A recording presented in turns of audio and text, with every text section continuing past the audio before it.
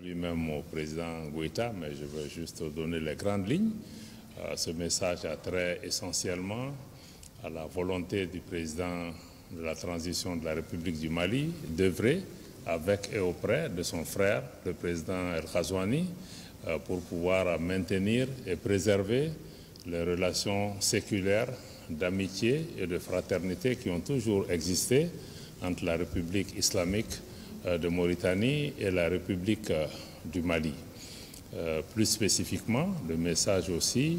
était pour pouvoir exprimer au président El Ghazouani l'appréciation du président Goïta pour le traitement qui est donné à toutes les questions qui concernent le Mali et l'engagement de la Mauritanie auprès du Mali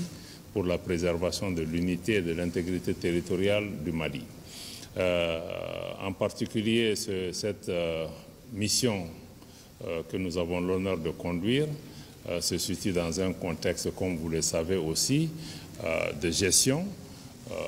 de Maliens vivant ici, de la communauté malienne, mais aussi d'un certain nombre de personnes, des ressortissants du Mali qui ont été refoulés vers les frontières du Mali et que nous sommes en train de gérer cette situation et le président m'a chargé de venir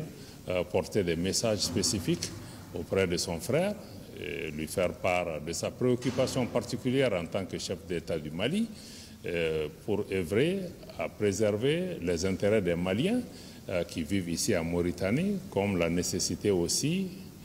pour nous de continuer à œuvrer pour pouvoir préserver les intérêts des citoyens mauritaniens qui vivent au Mali. Donc, après avoir dit ça, nous avons aussi reçu des assurances du président de la République islamique de Mauritanie par rapport à son engagement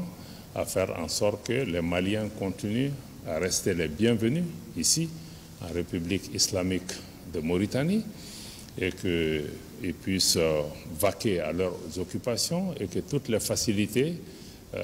seront faites pour pouvoir régulariser les Maliens qui sont là pour pouvoir détenir des titres de séjour et des documents d'identification dans ce pays. Les préoccupations sécuritaires sont naturellement partagées de part et d'autre de nos pays et nous avons apprécié ces éléments. Le Mali a souhaité, le président El Ghazouani aussi a marqué toute sa disponibilité à cet égard, que pour la gestion de ces opérations, notre ambassade qui est ici à Nouakchott doit être impliquée, doit être informée de la situation des compatriotes qui doivent être reconduites au niveau des frontières, mais aussi que les autorités gouvernementales au niveau du Mali puissent être informées et travailler avec leurs homologues de la République islamique de Mauritanie dans le cadre d'une gestion concertée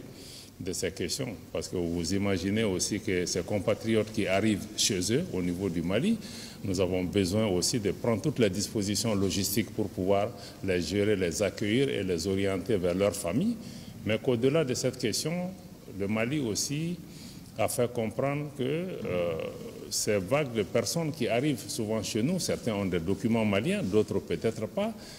peut aussi créer des situations sécuritaires pour le Mali qui lui-même est dans une situation sécuritaire assez complexe. Et nous ne voudrions pas que ces opérations puissent être utilisées à d'autres fins pour infiltrer des personnes non désirables dans notre pays. Donc de part et d'autre, nous avons ces préoccupations sécuritaires qui doivent être naturellement prises en compte également.